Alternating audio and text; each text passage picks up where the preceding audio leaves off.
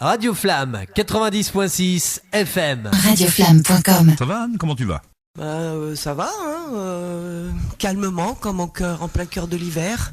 Oh, c'est le moment peut-être de ralentir un petit peu. Ça, c'est une saison qui te plaît, ça, quand il fait bien froid comme ça, que c'est bien sec. Oui, quand on est dehors, c'est plus agréable que d'être dans la tempête ou la pluie, c'est sûr. Mais bon, oui. T'aimes bien faire des balades, toi, par des temps froids comme ça. Tous les temps. Et c'est la chaleur que j'aime pas trop, par contre. C'est la chaleur, oui, quand il fait vraiment trop chaud. Je préfère marcher l'hiver, l'automne et au printemps. L'été, c'est des fois plus compliqué. Bon, alors aujourd'hui, on va aborder le sommeil. Ah, le sommeil, tu en parlais effectivement la semaine dernière, je me souviens. Oui, le sommeil, puisqu'on sait qu'il y a beaucoup de gens qui sont touchés par des troubles du sommeil. Et de plus en plus. De plus en plus. Oui, et pourquoi ? Parce que vie trépidante, stress, compétition. Le stress, toujours le fameux stress qui... La télé aussi, les gens qui regardent la télé tard.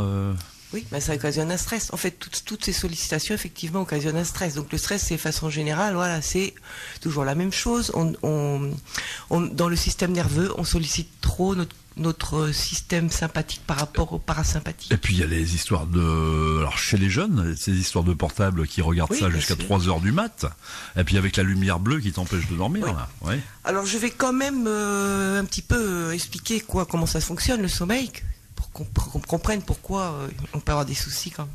Alors qu'est-ce que c'est déjà le sommeil ?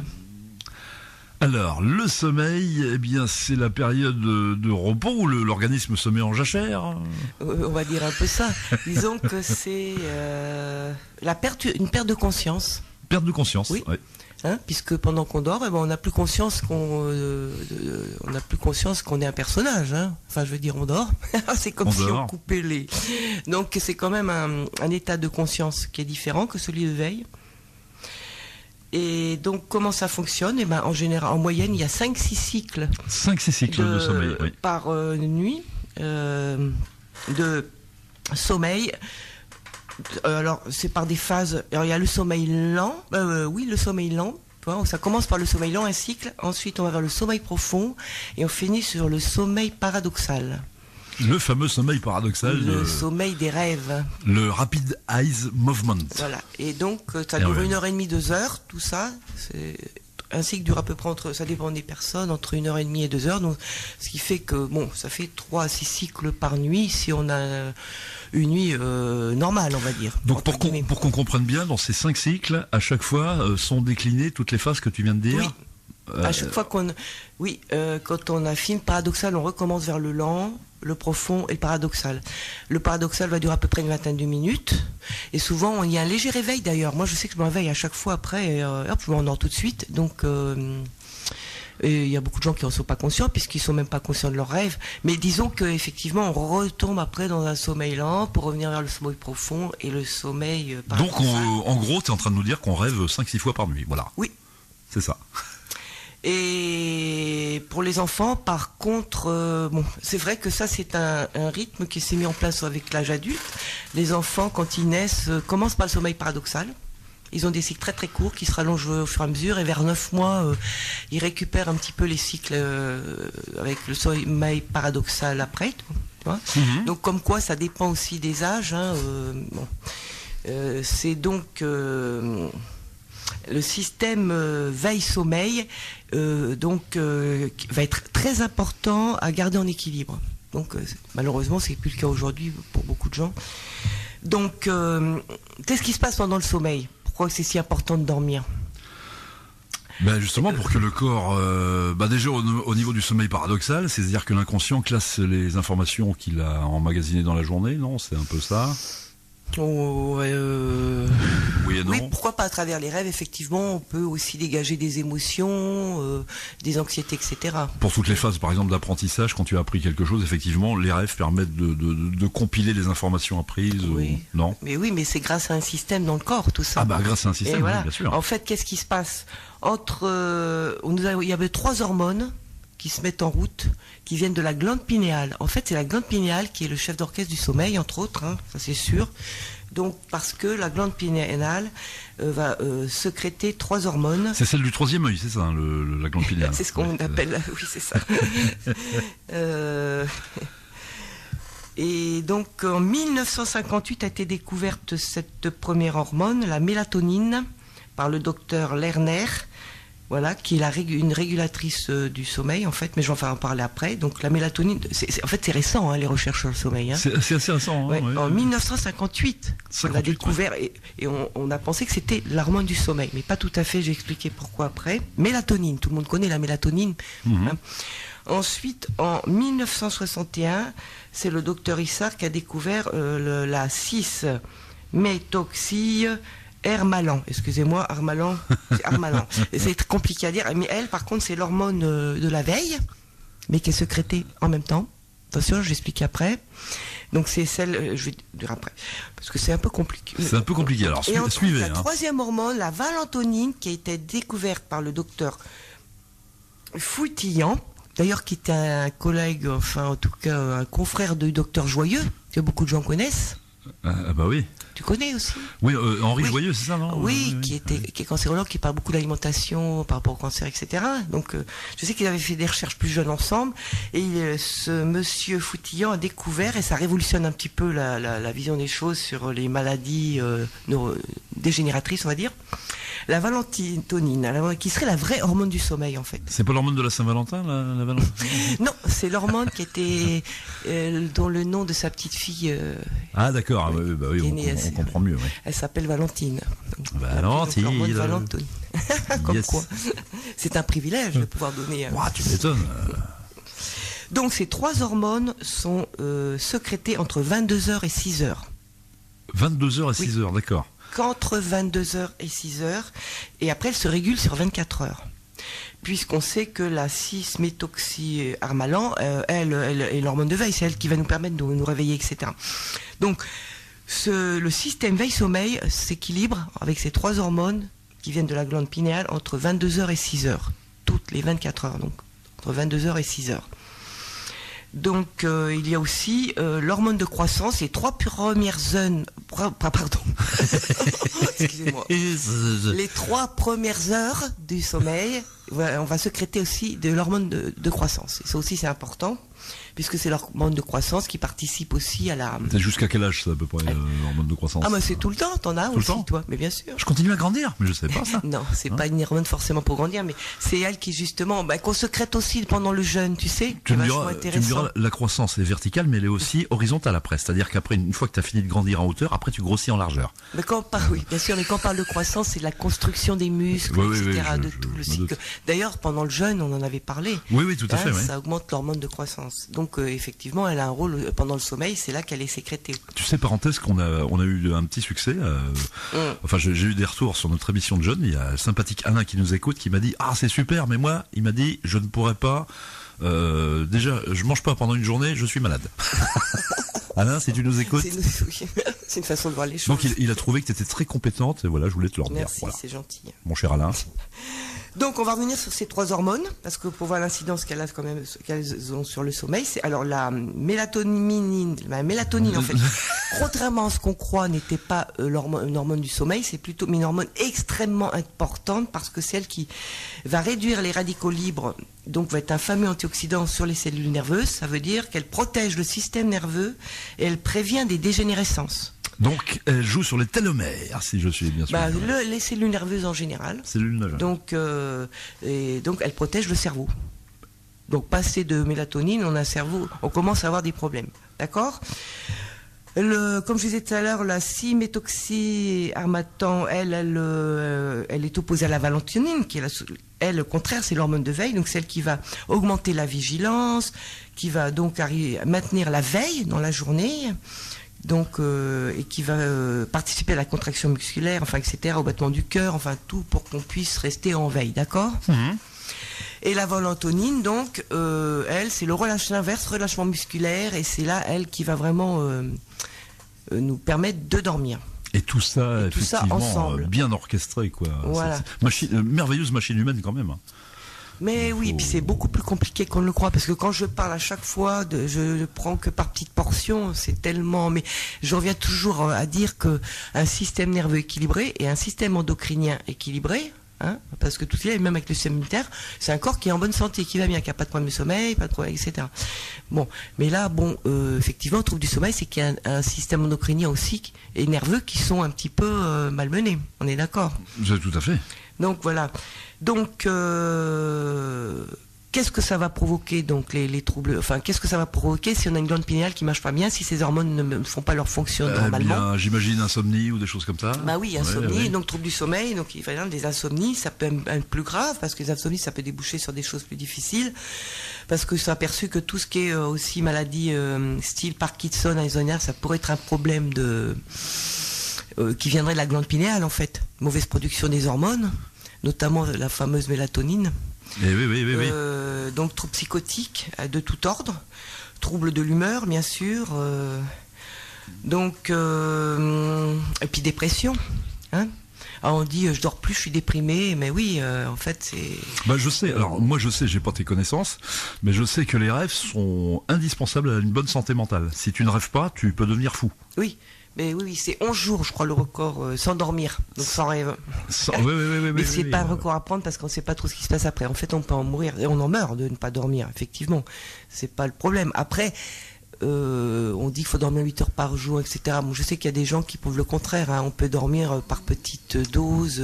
Alors ça, c'est très déstabilisant. Mais je sais, par exemple, les navigateurs, Loïc Perron, etc. Ils expliquaient ça. J'ai écouté plusieurs émissions de radio là-dessus, radio concurrentes ou collègues, et il disait que en fait ils dorment par des petites tranches de 20 minutes ou de 10 minutes. Et en fin de compte, tu morcelles ton sommeil comme ça, mais c'est très déstabilisant au niveau de la manière dont tu vois le monde. T'imagines dormir toutes les 10 minutes? En fait, ta vision du monde est vachement bouleversée, quoi. Mais bon, tu peux le faire. Bon, après, la vision du monde, elle est très personnelle, hein, donc... non, mais ça veut dire que t'es quasiment éveillé tout le temps, quoi, toute la journée, si tu dors par tranche de 10 minutes. Écoute, là, je n'ai pas approfondi les choses. Je sais que c'est vrai qu'on peut... Personnellement, moi, quand je fais une sieste, ça va durer que quelques...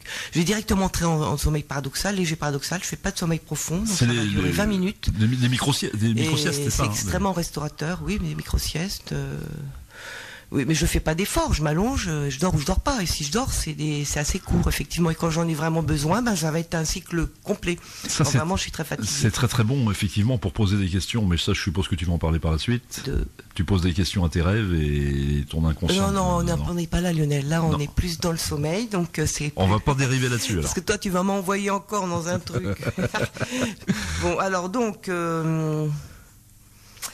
Il faut savoir que c'est la sérotonine qui est précurseur de ces trois hormones dont je parlais tout à l'heure. Mélatonine, valentonine, oh là là. C'est pas facile à dire, hein. Aujourd'hui, hein, valentonine, et puis, parce que quand j'ai des mots compliqués, la 6-méthoxy, armalan, ça viendra. C'est la sérotonine qui est le précurseur, donc qui va permettre de fabriquer ces hormones dans la glande pinéale. Or, la sérotonine, on a vu que c'est l'hormone qui rend de bonne humeur, qui est joyeuse, donc qui est présente quand on est dans les moments de calme, dans le système nerveux parasympathique. Nouveau roman de Michel Houellebecq, fermez la parenthèse. Sérotonine. Oui.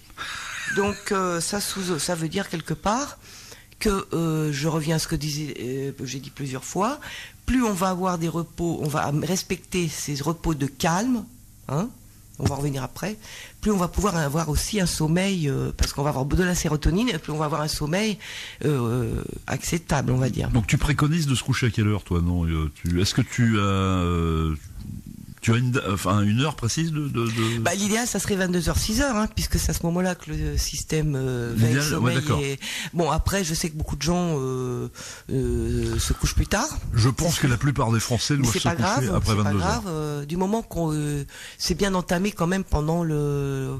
je pense que ces trois hormones sont en mouvement. Bon, mais je peux pas dire pour les heures de sommeil, parce que je sais qu'il y a des alouettes, des chouettes, hein, ceux qui se couchent tard, ceux qui se couchent tôt, qui se lèvent tard, qui se lèvent tôt. Donc après, ce qui compte, c'est de préserver quand on dort son sommeil. Ça, c'est important. Alors, comment on va le préserver? Parce que vu tout ce que ça nous apporte comme trouble, hein, Et manque de vigilance pendant les états de veille, manque de vigilance, dépression, donc puis on peut aller jusqu'à des maladies neurodégénératrices. Neurodégénératives, oui. Donc c'est quand même important d'avoir un bon sommeil. La durée, je pourrais pas dire parce que je sais qu'il y a des gens qui dorment 8 heures par nuit, d'autres que 6 heures, ils sont très bien avec 6 heures. Ça, c'est chacun à voir par rapport à son rythme. Du moment qu'on respecte déjà des horaires réguliers.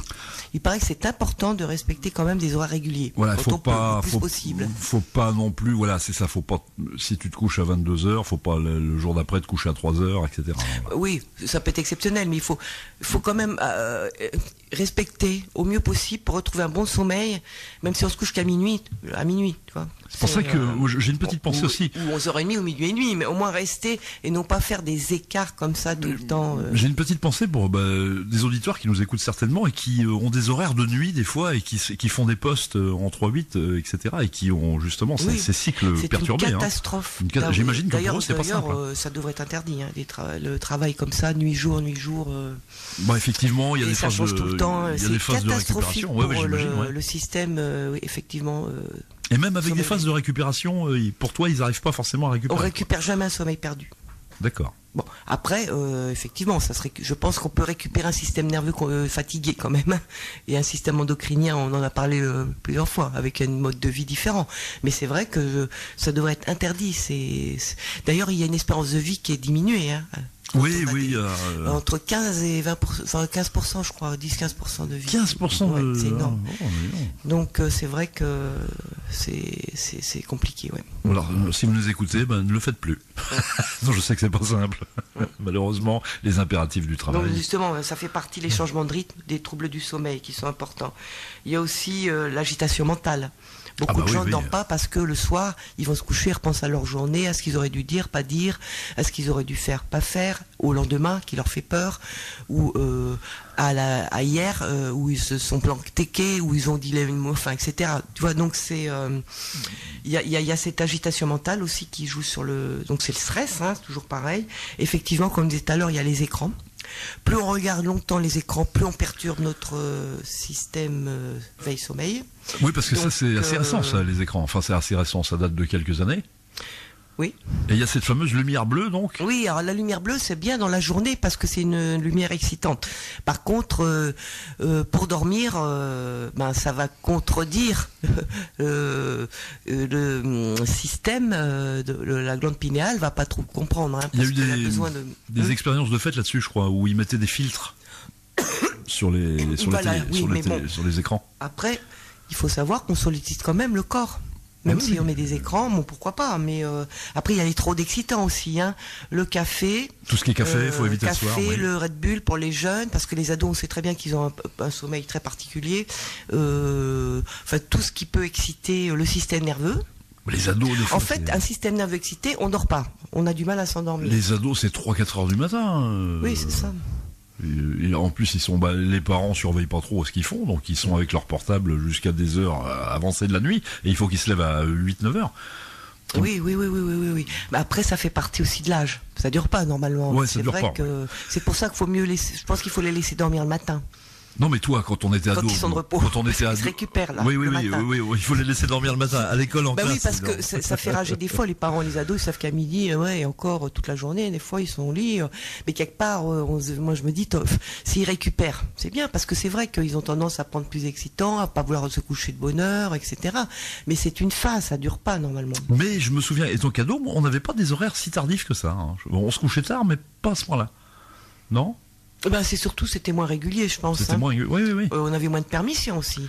Ah bah oui, c'est les parents, il fallait filer droit. Bon, après, ça a toujours existé. À l'adolescence, on a envie de vivre un peu autrement, de découvrir, de prendre des risques. Forcément, James Dean. Il y a aussi certains médicaments qui peuvent troubler le système nerveux pour le sommeil. Notamment des somnifères, contrairement à ce qu'on croit. Donc, ça c'est paradoxal. Oui, effectivement. Et puis aussi certains corticoïdes, etc. Donc, je conseillerais à toutes les personnes qui ont pris un nouveau traitement et qui commencent à avoir des insomnies, des problèmes, c'est peut-être lié aux médicaments. C'est peut-être lié aux médicaments. Donc, allez voir le médecin et en parler avec le médecin qui puisse changer le médicament ou voir. Parce qu'il faut savoir, il y a certains médicaments qui empêchent de dormir. Le pire, c'est quand tu t'endors en sursaut. Donc tout ça parce que le stress, on sait tout ça, le stress, parce que le stress, donc on avait vu qu'il provoque trop d'adrénaline et de cortisol, donc le système nerveux est excité, il n'arrive pas à se reposer. Donc il y a plein de facteurs, aussi le sport, le soir trop fort. Autant l'activité physique c'est intéressant dans la journée, avant d'aller se coucher c'est plutôt quelque chose de... Tu ne préconises pas le sport, donc par exemple quelqu'un qui va faire un petit peu de vélo d'appartement, allez, on va dire, avant d'aller dormir, non, tu conseilles voilà, non, c'est pas pour dormir tout de suite après, 1 heure avant. Une heure avant. Il y a aussi la digestion. Il faut pas manger, aller se coucher tout de suite après, ou on mange très léger, parce que la digestion aussi perturbe le sommeil. Oui, alors je l'ai entendu. Alors, tu confirmes, c'est vrai ça. Oui. C'est-à-dire que oui, mais c'est logique. On l'expérimente tous, je crois. Si par exemple, on revient sur nos émissions précédentes, j'ai décidé de ne faire qu'un repas par jour et je mange le soir. Donc, il faut que j'attende un peu avant d'aller me coucher. Alors. Oui. À peu près 1 heure. Il faut attendre la digestion. 1h30, 2 heures. 1h30, 2 heures, ça dépend de ce que l'on mange. Si on fait un repas très riche, ça va être 3 heures. Mais un repas léger, un repas sans excès, 1h30, 2 heures, ça devrait pouvoir le faire. D'accord. Alors là, tu vois, là je note. Ça m'intéresse. Parce que c'est vrai que moi j'ai tendance à manger le soir. Et c'est pour ça qu'il y en a qui préconisent de ne pas manger le soir ou très très très léger. Et puis se manger le matin et le midi. Après, c'est chacun son rythme. C'est chacun son rythme. Mais on peut très bien manger de bonne heure le soir. Et puis aller se coucher vers 10-11 heures, on a largement digéré. Si on mange à 7 heures, 7h30, si on a fini le repas à 7h30, on a digéré. Oui, voilà, à condition de ne pas manger pantagruéliquement 4,5 kilos de nourriture. Hein. Oui. Et puis attention, il y a une chose que j'ai appris en faisant des recherches. C'est que même si on a arrêté de manger et qu'on va se coucher, il paraît que si on mange par exemple du chocolat, juste pour dormir, ça réactive le système digestif. Ah bon ? Oui. Donc ça peut provoquer aussi quelques perturbations. Voilà, donc ne mangez pas de chocolat. Malheureusement, ça ne m'arrange pas, mais bon, c'est comme ça. C'est vrai que tu étais une fan de chocolat, toi. Non, ça va, mais enfin, disons que quelquefois, oui, j'aime bien mon petit carré de chocolat. Je vais vous faire une confidence. Anne adore le chocolat très très fort, c'est-à-dire qu'elle mange du chocolat quasiment à 100%. Entre 80 et 100. C'est-à-dire que l'octave au-dessus, si vous voulez, c'est le cacaoyer dans ton jardin avec les fèves que tu manges. C'est ça. Mais c'est dans le chocolat noir qu'il y a le plus d'apaisement, je trouve, de vertu. Parce que le chocolat noir, il paraît que ça, justement, ça aide à la sérotonine à sécréter. Oui, justement, c'est un euphorisant. On est attiré par le chocolat. C'est un euphorisant, le chocolat. Oui, plus les noirs, plus c'est efficace. Et moins il y a de sucre en plus. Donc, moins il est... Toi, t'es pas très chocolat au lait, toi, oui, c'est vrai. C'est plus du chocolat pour moi, c'est du lait et du sucre. C'est du lait et du sucre. Avec quelques petits grains de chocolat. Oui, alors donc, alors voilà. Alors faut se préparer à dormir en fait. Déjà respecter les horaires le mieux possible. Ensuite, on va se mettre dans l'obscurité. Une chambre avec plein de clignotants et des lumières, c'est pas bon du tout. J'imagine, l'ambiance discothèque, vous oubliez. On éteint les ondes, si possible. Normalement, la chambre devrait être une petite grotte tranquille ou sans sollicitation. Pas trop de lumière. Je sais que dans certaines chambres, il y a des ordinateurs, etc. Donc, l'idéal, c'est d'éteindre tout. Pas de lumière, plus on est dans l'obscurité, mieux on se repose. Une chambre fraîche. Fraîche, c'est ce que je voulais dire. 16 degrés, c'est largement suffisant. Parce qu'avec les couvertures. Alors par contre, oui, je vais y revenir. Extérieurement, l'air frais. Parce qu'il faut savoir que quand on dort, il y a une baisse de la température, de toute façon. Baisse respiratoire, etc. Et j'ai remarqué, moi, que je dormais beaucoup mieux quand j'avais pas trop chaud au départ. Et quand je commence à avoir un tout petit peu froid, parce que je mets pas de chauffage dans ma chambre, je mets moi une bonne couette sur moi, et la chaleur arrive et je m'endors. C'est vraiment efficace. C'est toi le chauffage qui chauffe la chambre. Il faut le savoir, ça. C'est nous le chauffage. Oui, En fait, c'est pas la chambre qu'on va chauffer. Nous, on a besoin de chaleur pour dormir. Par contre, une chambre fraîche, ça va permettre de mieux respirer, de mieux accompagner le corps. Parce qu'il y a une question de ionisation de l'air aussi. Il y a trop de chaleur, il y a trop d'ions négatifs, je crois. C'est ça. Ça, je peux pas te dire, par contre. Si, j'avais lu ça quelque part, et non, trop d'ions positifs, je crois. Enfin, je sais plus si c'est positif. Regardez sur Internet. Et je sais que c'est pas très bon. Et d'ailleurs, on le sent bien. Quand vous mettez le chauffage dans une chambre, tu vas confirmer, c'est vrai que tu te réveilles, t'es pas bien du tout. Ça sèche aussi. T'as la bouche, c'est ça, complètement sec. Ça sèche, oui, au niveau respiratoire, Oui, parce que ça achèche l'air, le chauffage, ça c'est sûr. Vas-y, redis-le ça, comment t'as dit, ça achèche. Bon, ça c'est quand on va se coucher, donc on se fait du bien, on se peut boire une petite tisane, on peut, tranquille, une petite bouillotte bien chaude, mais je vais revenir après parce que justement j'ai parlé de la bouillotte en fin d'émission, c'est super intéressant la bouillotte. Voilà. Par contre, dans la journée, je disais, respecter aussi des zones de repos quand même. Pas trop de... Même si on a beaucoup de sollicitations, c'est normal, mais s'autoriser, je sais pas, 5-10 minutes de temps en temps, on respire, on pense un peu à soi, on s'assoit, on regarde une fleur, se faire du bien de temps en temps. Alors c'est dommage. Parce que ça va nous permettre d'autant plus de mieux dormir. De l'exercice physique, je dis pas forcément du sport, de l'exercice physique, le mouvement aussi qui va bien sûr participer au sommeil. Toi tu disais dans la journée l'idéal c'est les 3/4 d'heure d'exercice physique. C'est pas moi, c'est recommandé 30 minutes par jour. 30 minutes par jour. C'est pas énorme 30 minutes, on peut le faire. Non, c'est pas énorme, surtout que ça peut être du jardinage, ça peut être danser, ça peut être bouger tout simplement, sauter à la corde, marcher, c'est le mouvement qui importe en fait. C'est vrai, on le répétera jamais assez, ça, je crois. Alors, les personnes qui travaillent, elles vont dire j'ai pas le temps, mais une demi-heure, on peut le faire en 2 fois, pourquoi pas. J'avais vu un document qui était assez sympathique. Sur Internet, c'est une fille qui était tout à fait charmante, elle était bien musclée, et elle montrait comment faire des exercices sur son chaise d'ordinateur. C'est-à-dire qu'elle travaillait et en même temps, elle faisait travailler son corps. Alors, je sais pas comment vous pourriez taper ça dans Google pour avoir le truc, mais c'était pas mal. Donc à chaque fois qu'elle faisait un mouvement, elle montrait qu'elle musclait telle partie du corps. Oui, bien sûr, quand on bouge, on muscle. Mais elle avait tout adapté. Après, tout dépend si on veut des gros muscles ou des muscles fins, voilà, des muscles rapides ou des muscles massifs. Mais on peut aussi alterner les activités physiques. Et de retour dans la rubrique Au cœur de soi avec la charmante Anne, on parle du sommeil aujourd'hui. Alors, donc, nous disions que il faut se préparer pour avoir un beau sommeil. On se prépare déjà dans la journée, avec l'activité physique et aussi des respects de phase, un petit peu de repos. Quand c'est possible, une petite sieste, c'est pas mal, ou alors une petite méditation, une petite relaxation. Dans la journée, ça, d'accord. Ou dans la journée ou le soir avant d'aller se coucher. Qu'est-ce qui va aider au sommeil ? Une bonne relaxation avec son partenaire. Massage, pourquoi pas, un petit rapport, un petit câlin. C'est la sieste crapuleuse. Ça peut aider aussi. Voilà, donc au niveau des tisanes, ça va être le tilleul, la valériane, la mélisse, le tilleul. Ça, c'est des plantes qui peuvent aider à dormir.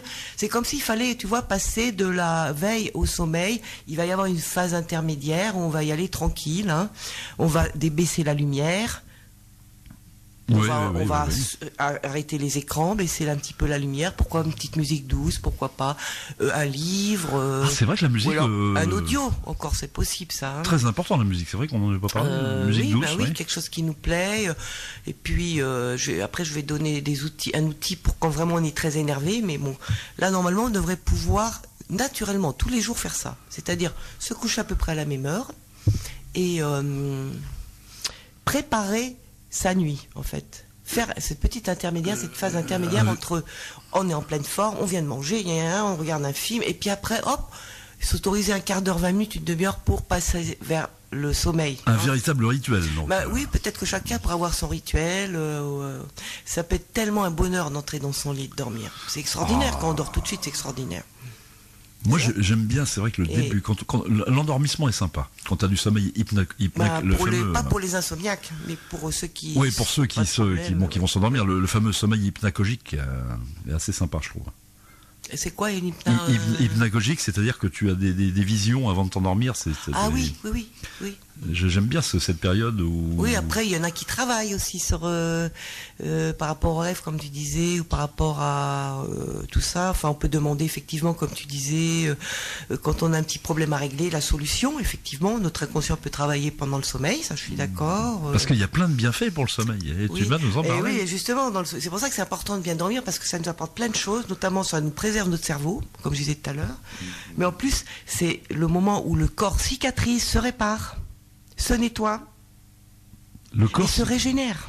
Le corps se cicatrise, se régénère. Donc, grâce à cette hormone de croissance dont je parlais tout à l'heure, entre autres, donc c'est vraiment, c'est pas rien, le sommeil. Les gens disent c'est du temps perdu. Non, c'est pas du temps perdu. Qui dit ça Ceux qui aiment pas dormir. Ceux qui aiment pas dormir.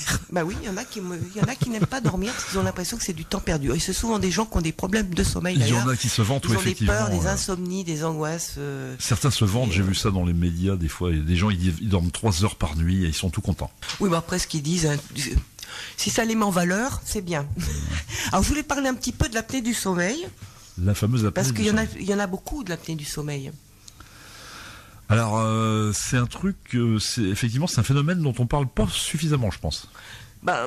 C'est surtout que les gens qui ont ça, ils savent pas trop comment faire. Et c'est vrai que maintenant, à part des traitements adéquats, sauf peut-être si justement on se réapprivoise son sommeil. Enfin, mais il n'y a pas que le sommeil, parce qu'en fait, l'apnée du sommeil, ça vient d'un trouble de la fonction du pharynx. Alors le pharynx, tu sais, c'est ce qu'il y a derrière la langue, là, tu vois, donc qui est déjà, c'est des tissus mous, etc. Et ça viendrait donc d'une faiblesse à ce niveau-là. Alors concrètement, peux-tu nous rappeler ce que c'est exactement l'apnée du sommeil ? L'apnée du sommeil, c'est quand l'air ne passe pas correctement par le pharynx. Donc c'est des gens on dort, des gens qui ronflent, ça. Notamment, il y a le ronflement et il y a aussi les arrêts respiratoires. Et les fameux arrêts respiratoires. Oui. Donc arrêt respiratoire parce que d'un coup l'air passe plus. Et puis tout d'un coup ça redémarre. Ça fait un bruit énorme, parce que j'ai déjà dormi une fois à côté de quelqu'un qui avait de l'apnée au secours. Donc, ça fait beaucoup de bruit. Et pourquoi ? Parce qu'en fait, quand le cerveau, la respiration populaire ne peut plus passer, le cerveau à un moment donné se met en alerte parce qu'il y a des pauses importantes. Ça peut durer assez long, non ? Le cerveau se met en alerte et hop, il envoie de l'adrénaline pour que la personne puisse... Enfin, la rouverture des voies respiratoires, en fait. Et hop, la personne se remet à respirer, mais elle est inconsciente de tout ça. Mais il n'y a pas de danger. Enfin, si, oui et non. Il n'y a pas de danger, mais on sait qu'à long terme, à long terme, ça peut provoquer... ça fatigue le cœur, j'imagine. Ça fatigue une mauvaise récupération du sommeil, des troubles de la vigilance, donc de la fatigue. Et il y a un stress cellulaire, puisqu'il y a un manque d'oxygène au niveau des cellules. Il y a un stress. Donc ça augmente quand même les problèmes de tension, on peut faire de l'hypertension, ça augmente les accidents. Je dis pas que c'est forcément à chaque fois, je dis pas que c'est tout le temps, mais ça peut augmenter le risque d'accident cérébral, cardio et vasculaire. Bah oui, parce que ça secoue quand même l'organisme. Ça peut augmenter aussi un problème de diabète parce que l'insuline est perturbée et la prise de poids parce que il y a une hormone aussi pendant le sommeil dont on a besoin pour au niveau de la satiété et qui est perturbée, donc et comment plus de problèmes de satiété, plus de ressenti de satiété, donc plus de bouffe et plus de poids, en fait, tu vois ce que je veux dire. Mais tout ça, c'est pendant le sommeil que ça se fait, ces hormones donc ça provoque beaucoup d'inconvénients à l'apnée du sommeil. Et ça survient comment, ça ? C'est mauvaise hygiène de vie, j'imagine, non ? Peut-être qu'il faudrait revoir son mode de vie, parce que je disais tout à l'heure, déjà les troubles du sommeil, ça commence déjà par l'anxiété, par le manque de repos dans la journée, par ce système nerveux qui est déséquilibré entre le frein et l'accélérateur. Accélérateur, frein, on est trop sur l'accélérateur, on n'est pas assez avec le frein. Donc on est toujours, le vrai fléau, c'est le stress toujours, quoi. Après, ça débouche souvent sur la dépression, et la dépression, ça peut déboucher sur des apnées du sommeil, etc., et sur tu vois. Oui, ça n'arrive pas comme ça quand même. Et je pourrais pas donner ça va dépendre de chaque personne. C'est pour ça que les accompagnements, ça peut être intéressant par personne. Il faut prendre en compte ce qui se passe. Moi, je parle en général. Mais dès qu'un système nerveux est déséquilibré, ça déséquilibre le système endocrinien, donc les hormones. Oui, non, mais... Et le système immunitaire aussi. Donc, puisqu'on sait qu'il y a une partie du système nerveux qui est dans le système immunitaire. Donc, tu vois pourquoi on a toujours des inconvénients dès qu'on a un déséquilibre. Et ça se traduit là par rapport aux troubles du sommeil. Les troubles du sommeil, c'est simplement un système nerveux, système endocrinien immunitaire qui ne sont pas bien équilibrés. Et qu'est-ce qu'on fait pour remédier un peu à ça alors pour l'apnée du sommeil, ce qu'ils proposent, alors moi je proposerais un mode de vie quand même. Mode de vie déjà. Bon, oui, après, les médecins, eux, vont proposer 2 choses. Ça va dépendre de la gravité de l'apnée du sommeil. Donc, ils estiment que c'est encore normal quand on a moins de 5, on va dire, apnées par heure. C'est encore dans le domaine du normal. Voilà. Entre 5 et 15, on est dans le léger. Au niveau, tu vois, c'est pas trop grave. Entre 30 et 15, c'est modéré. Par contre, au-delà de 30 par heure, au-delà de 30 apnées par heure, on est dans le sévère. Alors après, et puis donc après, ça, c'est mesuré certainement par le médecin quand la personne qui a des problèmes d'apnée va voir. Après, tu peux faire de la vraie apnée sous l'eau avec Jacques Mayol, quoi. C'est à peu près ça. Ouais. Donc, les traitements vont commencer à partir de 15, tu vois, enfin, vers le modéré. On va commencer à proposer quelque chose à la personne. Alors, à partir de quel stade on propose le tuba et les palmes? Et pourquoi les palmes? L'apnée. L'apnée, c'est le tuba. Ouais, le tuba, oui. Palmes, dans les eaux du sommeil, voilà.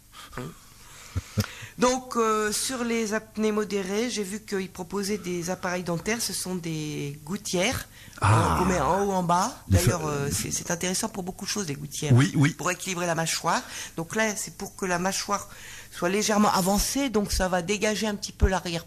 Le pharynx, le fameux pharynx. C'est l'arrière de la langue, parce que la langue participe aussi dans les ronflements. Et là, ça solutionne quand même pas mal, moi. Oui, ça va donc permettre de moins ronfler et d'avoir, mais ça c'est pour les ronflements ou les apnées légères, tu vois. Donc ça va permettre effectivement que l'air puisse toujours passer. Quand il n'y a pas trop de dégâts au niveau du larynx, quand il n'est pas trop abîmé. Ensuite, quand c'est un peu plus sévère, il y a la contention pneumatique, ça s'appelle. C'est un appareil que va mettre le dormeur, celui qui va dormir la nuit en route.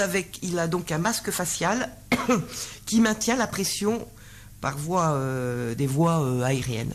On dit donc, voilà, là c'est avec un système de soufflement et de rythme. C'est du sérieux quand même là à ce niveau-là. Là c'est vraiment du sérieux à ce niveau-là quoi. Oui, c'est du sérieux. T'imagines, c'est Dark Vador le mec pendant qu'il dort. Ben oui, c'est ça. Mais il y en a ça existe. Il y en a qui ont un appareil la nuit pour dormir. Voilà. Mais ça leur permet de minimiser les risques quand même. De récupérer malgré tout. Mais je pense que l'idéal, ça serait vraiment de revisiter son mode de vie aussi en même temps. De vie. Ouais, le mode de vie, c'est moins de stress, moins de sollicitations, le respect des rythmes circadiens notamment, parce que des rythmes, il y a le rythme veille-sommeil, mais il y a d'autres rythmes. Vraiment respecter notre corps. Il n'y a pas l'histoire de muscles aussi qui sont pas assez. Tous les muscles, par exemple, au niveau du cou, etc., qui sont un peu trop relâchés, des choses comme ça, non? Il n'y a pas une gymnastique? C'est plus au niveau pas des muscles, mais je veux dire de l'infrastructure, des tissus mous. Les tissus mous. C'est des choses qui ne se musclent pas, d'accord. Mais apparemment, mais je pense que c'est... En fait, ça doit être réparable. Je pense avec un corps qui n'est pas fatigué, un corps qui n'est pas déprimé, un corps, tu vois... Voilà, moi, personnellement, je ne désespérerais pas. J'enlèverais pas forcément les outils qui nous permettent de dormir quand on a des apnées sévères. Mais je pense que je revisiterai mon mode de vie, ça c'est sûr. Parce que effectivement, il y en a même. Ce qui fait que j'en suis arrivé là, quoi. Il y en a même qui peuvent envisager la chirurgie. Je crois qu'il y a de la chirurgie aussi qui est envisagée. J'ai pas vu ça. Par contre, j'ai pas vu. Peut-être probable, je sais pas du tout. Mais moi, je parlais de... Oui, pourquoi pas. De toute façon, dans ces cas-là, on va voir un spécialiste. Un otorino. Par contre, je voulais dire aussi, la mélatonine, pour ceux qui en ont besoin, qui sont vraiment fatigués, pourquoi pas, c'est à prendre le soir au coucher. Et c'est important de ne pas manquer de mélatonine. Donc, je sais qu'on peut... Et c'est un produit naturel, puisque c'est juste l'hormone qu'on va prendre. Donc là, je voyais que c'était à peu près dans les 3 mg par dose. Pour ceux qui sont vraiment aujourd'hui, parce qu'on va réviser son mode de vie, mais en attendant, il faut bien faire quelque chose quand on commence vraiment à avoir des gros problèmes de sommeil. Pourquoi pas prendre un peu de mélatonine? Ça ne fait de mal à personne. Et ça se prend sous quelle forme ça alors? De comprimés. Des comprimés, et on peut en acheter en pharmacie sans problème. Il n'y a même pas besoin, je crois, d'ordonnance. Donc, et ça aide aussi les gens qui ont justement des problèmes avec les rythmes de vie. Parce que sans mélatonine, ça protège le cerveau. Donc, je crois que c'est important d'y penser. Si vraiment on est perturbé par longtemps, parce que les perturbations passagères, c'est pas grave, hein, mais ces perturbations qui durent, ça serait intéressant de prendre de la mélatonine. Et puis on est tous pareils, c'est-à-dire que effectivement, on laisse les choses aller toujours, c'est toujours le même truc. Mais après on se traîne. C'est pas grave, on reverra ça et puis paf, et ben, le truc te tombe dessus, puis voilà. Et sinon, ceux qui ont vraiment des problèmes plus graves, avec des troubles vraiment neurologiques, etc., là, ça vaudrait le coup d'aller voir un médecin spécialisé là-dedans, parce qu'il y a des patchs qui existent de mélatonine, et puis, enfin, de toutes ces hormones, pour vraiment remettre, aider la glande pinéale, enfin, en tout cas, ce que la glande pinéale ne peut plus sécréter vraiment, donc on va l'apporter sous forme de patch. Non, mais voilà, ça, il faut le savoir. Ça, c'est vraiment après, ça se demande d'aller vers des spécialistes. C'est vraiment les solutions extrêmes. On est bien d'accord. Là, on est dans les solutions. Tu sais qu'il y a des gens qui dorment plus et ils en peuvent plus, quoi. Hein. Oh, bah, tu m'étonnes. Donc il faut savoir que c'est la glande pinéale. Donc allez voir. N'hésitez pas à aller voir d'en parler à votre médecin et de trouver des moyens en attendant de changer de mode de vie, parce qu'il y a aussi là derrière, mais allez prendre les hormones qu'il vous faut. Parce que la mélatonine, la mélatonine, c'est très important pour dormir. Il y a cette fameuse hormone qui a un nom compliqué, la méthoxyrmalane, c'est pour être bien en veille et non pas en train de dormir, parce qu'il y a des gens qui dorment la journée, du coup, tu vois. Oui, Qui dorment plus la nuit. Enfin, il y a vraiment un équilibrage à faire, et la mélatonine, parce qu'elle protège les cellules nerveuses. Et quand tu dors la journée, effectivement, ça ne rattrape pas le sommeil perdu de nuit, quoi. Ben non. Donc, puisque c'est un déséquilibre hormonal. Quand on dort la journée, c'est que voilà, l'hormone de la veille ne fait pas son boulot, tu vois, parce qu'elle n'a pas été sécrétée correctement entre 22h et 6h. En fait, tout est une question d'équilibre avec ces hormones, et ces hormones de croissance aussi, et ces 3 hormones. Et c'est vrai que ça vaudrait le coup d'aller voir ce qui se passe au niveau du système endocrinien par rapport à ça. Voilà. Et je vais finir sur le sommeil en donnant un exercice. Je vais revenir sur un exercice très simple qu'on peut faire et qui marche très bien. C'est la cohérence cardiaque. Alors même si on ne veut pas la faire 3 fois par jour, la faire juste avant d'aller se coucher. Cohérence cardiaque, 5 minutes, pendant 5 minutes. L'idéal, ça serait 3 minutes minimum, hein. Mais 5 minutes, il a été prouvé que ça fait baisser le cortisol. Non, mais c'est génial, la cohérence cardiaque. Puis tout le monde peut le faire. On respire pendant 5 minutes, 5 secondes, on inspire. D'ailleurs, j'aimerais bien faire le petit exercice, ça ne dérange pas, juste sur 1 minute. Vas-y. Ça va donner ça, vous allez entendre ma respiration. Et pendant que vous êtes dans votre lit, par exemple, vous faites la cohérence cardiaque, ou juste avant d'aller vous coucher, vous allez respirer de cette manière-là, et en même temps, à un moment donné, vous allez avoir visualiser quelque chose d'agréable pour vous, un paysage, vous voir avec des personnes aimées, vos animaux, des belles couleurs, même imaginer une histoire pour vous merveilleuse, vous partez dans l'univers, quelque chose de doux, et associé avec la cohérence cardiaque, cette respiration, vous allez voir, vous allez abaisser vraiment tous les troubles nerveux à ce moment-là, anxiété mentale qui bouge trop, etc. Et ça va vous aider à vous endormir. Alors, je vais pas le faire sur 5 minutes, je vais le faire juste sur 1 ou 2 minutes. Alors il est 15h10 et 42 secondes. Tu fais ça pendant 1 minute, c'est parti. Alors, j'inspire sur 5 secondes.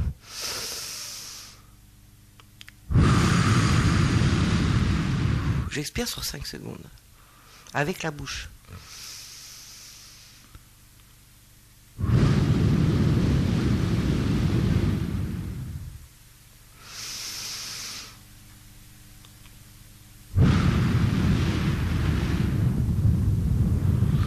En plus, ça nous fait le bruit des vagues.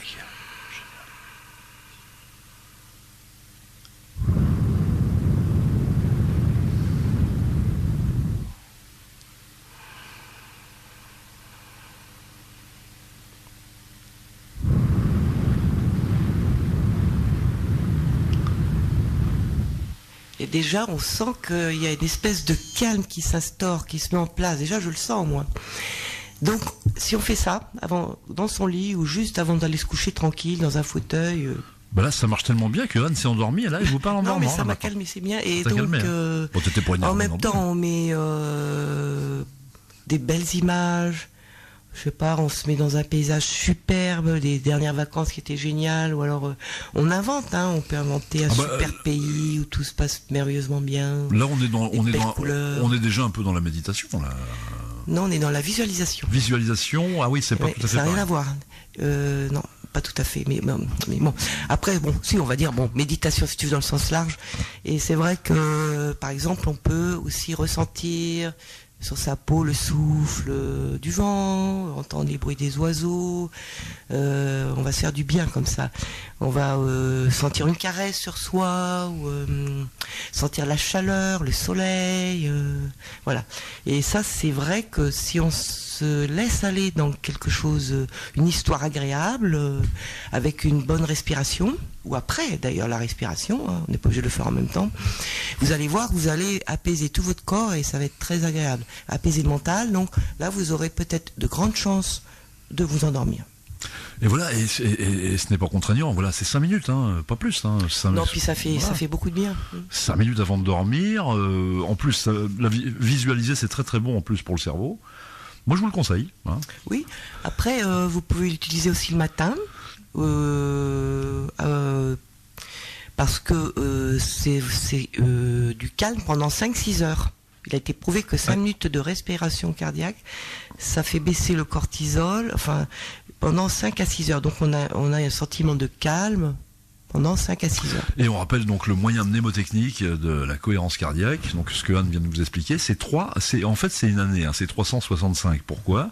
3 fois par jour, donc comme tu dis. Oui, alors après je comprends qu'on n'a pas envie de le faire 3 fois par jour. Bon. On peut le faire avant un événement stressant ou le matin. Mais l'idéal, ça serait parce que ça correspond aux petites pauses qu'on peut avoir pour avoir un bon sommeil. L'idéal, c'est 3 fois par jour.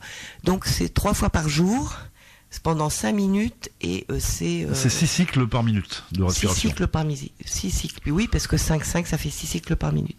Alors que normalement, quand les cycles normaux, c'est pas ça, hein. On est entre 15 cycles à peu près par minute, quand on respire normalement. Et là, on va baisser à 6. Et c'est le docteur, pour rappeler l'historique de cette pratique, c'est le Servan-Schreiber, le docteur. Il a fait connaître, oui, c'est le docteur Servan-Schreiber. Donc c'est pas des choses de non, et puis choses très sérieuses. C'est reconnu de plus en plus comme quoi que c'est un outil extraordinaire et c'est simple, c'est gratuit. Le tout, c'est de s'y mettre. Voilà. Alors 3 minutes, 5, c'est trop long. Déjà, au bout de 3 minutes, on sent déjà les effets. Et aussi, et on le répétera aussi, c'est qu'il y a de merveilleux outils internet pour pratiquer ça. Oui, sur YouTube. Voilà. Et puis aussi, si on a un iPad ou sur son téléphone, profitez-en. Là, au moins, vous allez pouvoir regarder un petit peu les rythmes. Vous êtes accompagné par des bruits ou par des... Ils appellent ça des applis, je crois, les jeunes. Applications. Ils ont des applications où vous voyez une petite bulle qui descend et qui remonte à cette fréquence de 5 cycles par minute de respiration. Voilà. Donc, et ça dépend des logiciels. Quand la bulle descend, quand la bulle monte, vous inspirez. Quand la bulle descend, vous suivez, en fait. Des fois, c'est le bruit. La musique qui monte, la musique qui descend. Combiné avec des bruits, c'est vrai que c'est génial. Mais après, une fois qu'on a les rythmes, on le fait régulièrement, on a le rythme dans la tête seul, on n'a pas besoin de tous ces appareils. On n'a pas besoin, voilà, l'idéal c'est de le faire seul, effectivement. Donc Alain, si tu m'écoutes, puisque tu es un fan de l'émission, je te conseille... Au moins 3 minutes de cohérence cardiaque, là c'est pas trop d'efforts, et puis on voit la différence, c'est super. Voilà, c'est le docteur Anne qui vous donnait ces... Est-ce que tu veux qu'on fasse une pause ? On a terminé sur le sommeil ou tu veux faire une petite conclusion ? Je pense qu'on a terminé, ouais. T'avais une petite conclusion ? Ouais, j'avais juste pour le jeûne. Quand on jeûne, on a des troubles du sommeil et c'est normal. D'accord. Par contre, les jeunes à 2-3 jours... qui d'ordine. À partir de 2-3 jours, c'est normal d'avoir des troubles du sommeil parce que, en fait, on passe dans une inversion énergétique. Plutôt que l'énergie soit de l'extérieur, c'est à l'intérieur que ça se passe. Comme il y a du nettoyage qui se fait, émotionnel notamment. On peut faire des cauchemars, on peut faire de l'insomnie, on peut beaucoup dormir. Enfin, c'est un peu chaotique, il faut le savoir. On peut avoir des angoisses. Enfin, donc il faut pas s'affoler, ça passe, c'est normal, c'est tout ce nettoyage intérieur. Donc, trouble du sommeil, c'est normal quand on a des jeûnes de plusieurs jours. Bah oui, parce que qui dort dîne et qui ne dîne pas ne dort pas. Il y en a, le jeûne, ça va leur diminuer leur temps de sommeil. D'autres, par contre, ça va être l'inverse, tu vois. Ça va provoquer des rêves bizarres aussi, ou des cauchemars même, parce qu'il y a des émotions qui remontent, des choses qui se règlent, etc. Donc ça peut paraître désagréable, mais ça dure pas, c'est passager, et c'est un nettoyage.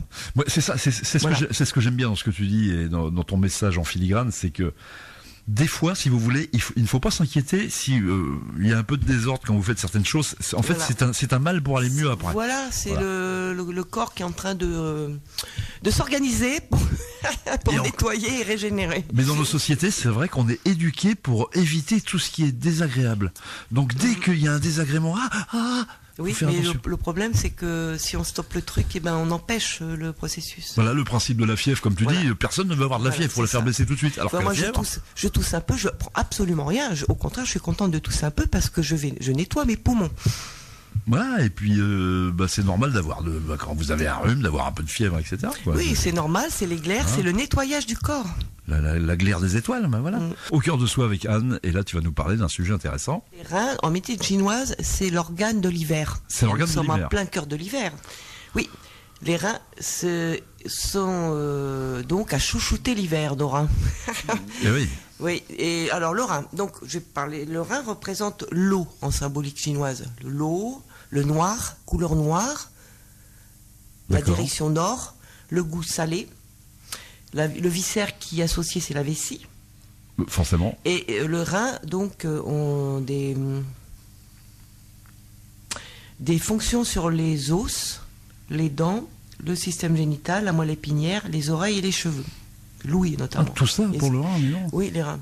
Alors, les Chinois pensent que le rein, c'est vraiment important parce que c'est eux qui contiennent notre essence énergétique. Ah, d'accord. Oui. C'est associé à quel chakra, alors ça, le deuxième, alors peut-être, non ? Les reins, ça serait plutôt... oui, deuxième, ça serait le deuxième, effectivement. Enfin, moi, je parle pas de chakra, là, je parle des reins. Je parle vraiment par rapport à ce que la médecine chinoise... Tu dis par rapport à l'essence énergétique, c'est pour ça que j'ai remis ça dans les chakras. Oui, mais là, oui, mais c'est parce qu'il y a plusieurs façons de décrypter les énergies. En Chine, ils parlent pas vraiment de chakra. Non, ils parlent pas de ça, non. Ils parlent plutôt des organes, le foie, qui est plutôt l'organe du printemps. Ils parlent des poumons. Ils parlent aussi du cœur et donc des reins. Et les reins, pour eux, c'est l'organe de l'hiver. Les Chinois, ils sont plus dans les chakras de morue, c'est autre chose. Donc les reins, pour les Chinois, donc c'est l'essence énergétique. Ouais, alors on est avec des bons reins, enfin avec une bonne énergie ou pas. C'est l'énergie Ying qui contient notre réserve d'énergie. Réserve d'énergie. Donc il y a des enfants qui naissent avec des bons reins. Et oui. Moins, puisque c'est héréditaire. Alors, donc il y a l'énergie innée et l'énergie acquise. Donc alors cette énergie innée, il faut se la préserver. Et quand on n'en a pas beaucoup, il faut l'entretenir aussi, tu vois. Donc on va voir comment. Donc je vais vous parler donc des reins aussi par rapport à l'ouïe. L'ouïe, c'est-à-dire que alors comment est-ce qu'on se rend compte que le rein marche les mal. reins sont fatigués, quoi. Parce que c'est vraiment l'hiver, c'est vraiment la période pour les chouchouter. Les reins, c'est-à-dire quand on a de la perte auditive, par exemple, et les acouphènes, on en parlait l'autre jour, bourdonnement dans les oreilles, ça pourrait être lié à une faiblesse des reins. Ah, ça pourrait être ça, d'accord. Oui. Ouais. Au niveau des dents, quand on a les caries des dents. Alors ça, j'ignore, c'est que le lien entre les reins et les dents. Oui. J'ignore. Bon, après, je te parle au niveau de la médecine chinoise. Je trouve que c'est intéressant de parler des reins et de toute façon, dès qu'on a un organe de fatigué, les reins, il faut savoir que c'est eux ça se produit au niveau des surrénales, les hormones, l'adrénaline et la cortisol, tu vois, entre autres. Mm-hmm. Donc qui sont plus ou moins liés, qui sont au-dessus des reins, tu vois. Donc en plus les reins filtrent du sang, filtrent de l'eau, filtrent au niveau du sang 50 litres par jour à peu près. C'est vrai qu'on rappelle quand même extrêmement important dans tout ce qui est. On rappelle la fonction aussi du rein qui est l'élimination évidemment des déchets urinaires. Voilà, en tout cas donc ils ont un travail très lourd. Et les Chinois, eux, estiment que les reins ont un rôle donc sur tout ce qui est fragilité osseuse. Fragilité osseuse, c'est des reins qui sont faibles. Les dents, c'est pareil. Tout ce qui touche les liquides, forcément. Hein. Pourquoi c'est l'eau, les reins? Parce que c'est c'est l'élimination du trop plein d'eau. Hein. Les œdèmes, et ça, c'est vrai. Tout à fait. Quand on a des œdèmes, c'est qu'on a un problème d'élimination. Miction irrégulière, fréquente, incontinence, les infections urinaires aussi peuvent venir donc d'une faiblesse des reins. Ça, par contre, on le reconnaît. Ça, on le reconnaît quand même, ça. Ouais. Oui, toi, tu reconnais pas au niveau des dents et des os. Bon, on sait très bien qu'une infection urinaire, ça vient des reins, dans la médecine traditionnelle française. Oui, d'accord. Oui, tout à fait. Alors que le foie, je crois que ça va être autre chose, ça va être les yeux. Mais là, les reins, c'est plus l'ouïe, les oreilles. Alors, je ne pourrais pas te dire pourquoi, mais ça me paraît logique. Ouais, parce que l'ouïe, ça touche quand même c'est tout ce qui est... C'est des histoires de méridiens après, Histoire de méridiens, oui. Comme moi, j'estime que tout est lié, donc la médecine chinoise a sa façon de traduire les choses, je trouve ça très poétique, en plus, j'aime bien. L'acupuncture, ça marche, hein, c'est génial, moi j'en ai fait, c'est génial l'acupuncture. Oui. Après, toutes les personnes qui ont des problèmes de fertilité, ça serait peut-être une faiblesse des reins. Ah, ça nous de là, d'accord. Alors, toutes les personnes aussi qui ont des problèmes chez les hommes d'érection, d'impuissance, de fatigue sexuelle, petite faiblesse des reins, fatigue des reins.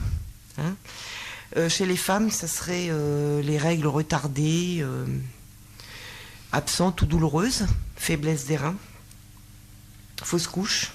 Donc ça peut être intéressant quand même de savoir ça, parce que pourquoi pas, on pense jamais à nos reins, mais pourquoi on pourrait pas les chouchouter et puis régler certains problèmes. Donc tout ce qui est sexualité, hein, bien sûr, hein. Une baisse de la sexualité, de la libido, on va dire, ça viendrait d'une faiblesse des reins.